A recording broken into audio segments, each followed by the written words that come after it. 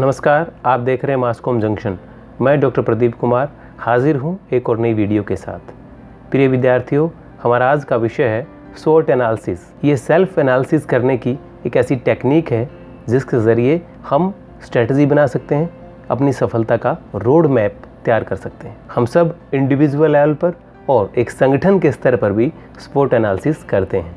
Students भी अपना स्वोट analysis करते हैं, चाहे उसको किसी भी फील्ड में करियर बनाना है, चाहे किसी कोर्स को ऑप्ट करना है, वो स्वोट एनालिसिस करते हैं। और अगर वो इसे करते हैं तो कहीं ना कहीं उनके लिए राहें आसान हो जाती हैं। ठीक इसी तरह जब आप कोई बिज़नेस शुरू करना चाह रहे हैं तो आपके लिए ज़रूरी हो जाता है स्वोट एनालिसिस करना सफलता के लिए। स्वोट एनालिसिस में आप अपनी स्ट्रेंथ, वीकनेस, अपॉर्चुनिटीज़ और थ्रेट, इन सब का अध्ययन करते हैं कि आप कहाँ कमज़ोर हैं, कहाँ आप ताकतवर हैं, आप जो काम करने जा रहे हैं उसमें कितनी अपॉर्चुनिटीज़ हैं और क्या उसमें ख़तरे हैं। तो सबसे पहले हम बात करते हैं स्ट्रेंथ की, यानी आपकी ताकत क्या है एज एन इंडिविजुअल और ऑर्गेनाइजेशन के लेवल पर। सबसे पहली चीज़, आप अगर एक इंटरव्यू देने जा रहे हैं तो आप जब स्वोट एनालिसिस अपना करते हैं कि इस इंटरव्यू की मेरी कितनी तैयारियाँ हैं, क्या मेरी ताकत है यहाँ पे, तो आप देखते हैं कि आपका जो एकेडमिक रिकॉर्ड है वो बहुत अच्छा है, यानी आपके मार्क्स बहुत अच्छे हैं, आपके जितनी भी क्लासेस में आपने पढ़ाई की है वहाँ का स्कोर बड़ा एक्सीलेंट आपका है, तो कहीं ना कहीं आपके लिए वो प्लस पॉइंट है और आप इस चीज़ को जानते हैं। देन आप पंक्चुअल हैं, किसी जॉब के लिए आप इंटरव्यू देने जा रहे हैं और आप पंक्चुअल हैं, तो हर एक एम्प्लॉयर को ये पंक्चुअलिटी बड़ी अच्छी लगती है। तो अगर ये खूबी आप में है तो ये आपकी कहीं ना कहीं स्ट्रेंथ है। देन एक संगठन के तौर पर अगर आप देखें तो ह्यूमन रिसोर्स बहुत बड़ी स्ट्रेंथ होती है किसी भी कंपनी की, किसी भी कॉरपोरेट हाउस की। कोई कंपनी या संगठन तभी आगे बढ़ता है, तरक्की करता है, सफलता की राह पर अग्रसर होता है जब उसका ह्यूमन रिसोर्स यानी उसमें काम करने वाले लोग बड़े अच्छे होते हैं, कमिटेड होते हैं और डेडिकेटेड होते हैं अपनी कंपनी के लिए। तो उसकी ताकत होती है अगर उसके कर्मचारी बहुत अच्छे हैं। देन कस्टमर बेस, उसके कितने कस्टमर हैं, चाहे वो प्रोडक्ट दे रहे हैं चाहे सर्विसेज दे रहे हैं कोई कंपनी, उसका कस्टमर बेस क्या है। जितना ज़्यादा बड़ा कस्टमर बेस होगा वो उस कंपनी की उतनी बड़ी ताकत है। तो एक कंपनी हमेशा ये देखती है कि हमारी ये स्ट्रेंथ है कि हमारा कस्टमर बेस बहुत ज़्यादा है, अल्टीमेटली कंपनी की ग्रोथ में कहीं ना कहीं वो फ़ायदा पहुंचाता है। देन वीकनेस, कमजोरी क्या है, कमजोरी का भी अध्ययन हमें करना चाहिए। जब हम एक सफलता का रोड मैप तैयार करते हैं, भविष्य का रोड मैप आप तैयार करते हैं, तो अपनी कमजोरियों को भी आप ज़रूर देखें।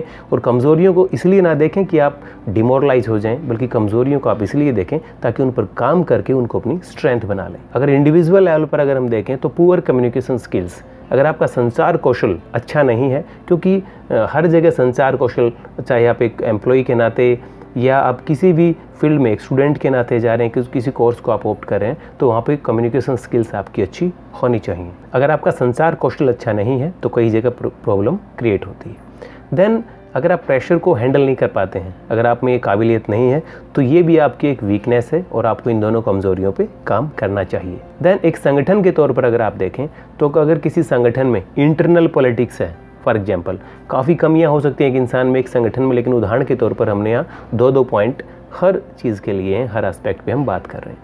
अगर किसी संगठन में इंटरनल पॉलिटिक्स है, अगर अंदर पॉलिटिक्स है, चाहे वो मैनेजमेंट के लेवल पर है या कर्मचारियों में है, तो वो संगठन कभी तरक्की नहीं कर पाता है। देन लैक ऑफ कैपिटल, अगर किसी संगठन के पास पूंजी का अभाव है किसी कंपनी के पास, तो वो कहीं ना कहीं वो भी एक उस संगठन की वीकनेस में आता है। क्योंकि अगर आप अपने काम को एक्सपेंड करना चाहते हैं, कोई कंपनी अपनी ब्रांच दूसरी जगह खोलना चाहती है या किसी दूसरी कंपनी से टाई अप भी करना चाहती है, तो वो कंपनी भी देखती है कि आपके पास कितनी पूंजी है, तभी आपके साथ वो टाई अप करती है, कहीं ना कहीं एक समझौता करती है, मिल के काम करने का निर्णय लेती है। तो अगर आपके पास पूंजी कम है एक बिजनेस शुरू करने के लिए, तो कहीं ना कहीं आपके पास ये एक कमजोरी है आपकी और आपको उस पर काम करना चाहिए।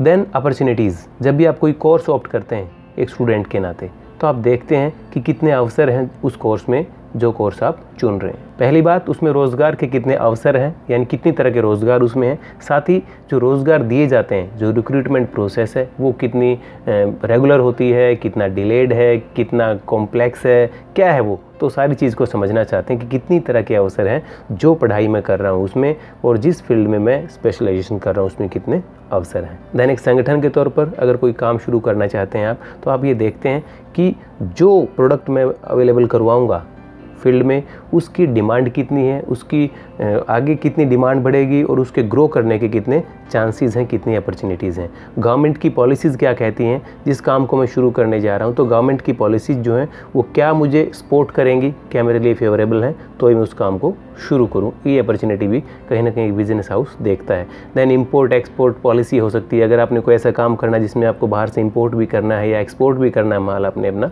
बनाया हुआ, तो आप ये भी देखते हैं कि वो पॉलिसी कैसी है, वो कितनी एक तरह से कंफर्टेबल है आपके लिए, कितना फेवरेबल है और उससे कितनी आपकी अपॉर्चुनिटीज़ बढ़ जाएंगी। तो एक संगठन के तौर पर आप ये भी देखते हैं।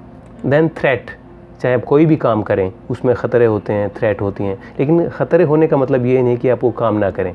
सिर्फ आपको कोई भी काम शुरू करने से पहले उन ख़तरों को भांप लेना ज़रूर होता है। उन ख़तरों को आप भांप लेंगे तो उन ख़तरों को कम करने के लिए जो काम करना है उस पर भी आप काम कर पाएंगे। इसलिए थ्रेट से डरने की ज़रूरत नहीं है, सिर्फ उसको जानने की ज़रूरत है। जैसे आपको जानना है कि जिस जॉब के लिए आप अप्लाई करने जा रहे हैं उसमें कंपटीशन कितना है, जिस जॉब के लिए आप तैयारी कर रहे हैं उसमें कितना कंपटीशन है, क्या उसमें करप्शन तो नहीं है, सिस्टम में ट्रांसपेरेंसी कितनी है, आप ये जानना चाहते हैं। क्योंकि जितने करप्शन ज़्यादा होगा, जितना बहुत ज़्यादा कंपटीशन होगा, तो सक्सेस रेट उतना ही कम हो जाएगा। ये बात आपको दिमाग में रखनी है। इसलिए रखनी है क्योंकि अगर आप ये दिमाग में नहीं रखेंगे और वहाँ पे अगर आपको सक्सेस नहीं मिलती है तो आप फ्रस्ट्रेट हो जाते हैं। इसलिए ज़रूरी है थ्रेट को ध्यान में रखना, क्योंकि अगर आप थ्रेट को ध्यान में रखेंगे उसके बाद भी कोशिश करेंगे और अगर आपको वहाँ पे सक्सेस नहीं मिलती है देन आप दूसरे किसी फील्ड में भी अच्छा कर लेंगे, लेकिन उस खतरे को पहले जानना बहुत ज़रूरी होता है। जैसे सिविल सर्विस के एग्ज़ाम की अगर आप बात करें तो वहाँ पे सक्सेस रेट बहुत कम है, लाखों एस्पायरेंट होते हैं लेकिन सक्सेस रेट बहुत कम है।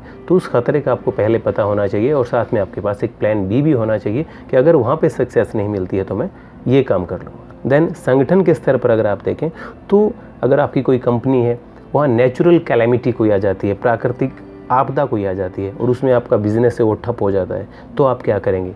आपके पास कैसी पूंजी है जिसके ज़रिए आप रिजर्व पूंजी आपके पास हो ताकि आप उस काम को इतने दिन के लिए संभाल पाएँ, आपकी कंपनी भी कोई आँच ना आए। देन शेयर मार्केट का अप एंड डाउन्स मार्केट का होता रहता है, तो वो भी कहीं ना कहीं थ्रेट है कच्चे बिजनेस के लिए कि शेयर मार्केट ठीक चलता रहे, मार्केट ठीक चलती रहे, अचानक कोई आपदा आ जाती है। जैसे आजकल कोरोना महामारी है तो कई बिजनेस हाउस हैं जो कहीं ना कहीं ठप हो गए हैं, लोगों के रोज़गार ठप हो गए हैं वहाँ पर।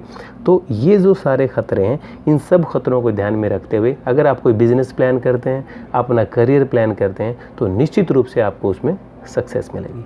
ये एक सेल्फ एनालिसिस की यानी आत्मविश्लेषण की एक ऐसी टेक्निक है जो हम सभी को करनी चाहिए एज एन इंडिविजुअल और एज एन ऑर्गेनाइजेशन। तो डियर स्टूडेंट्स, आज हमने डिस्कस किया स्वॉट एनालिसिस के बारे में।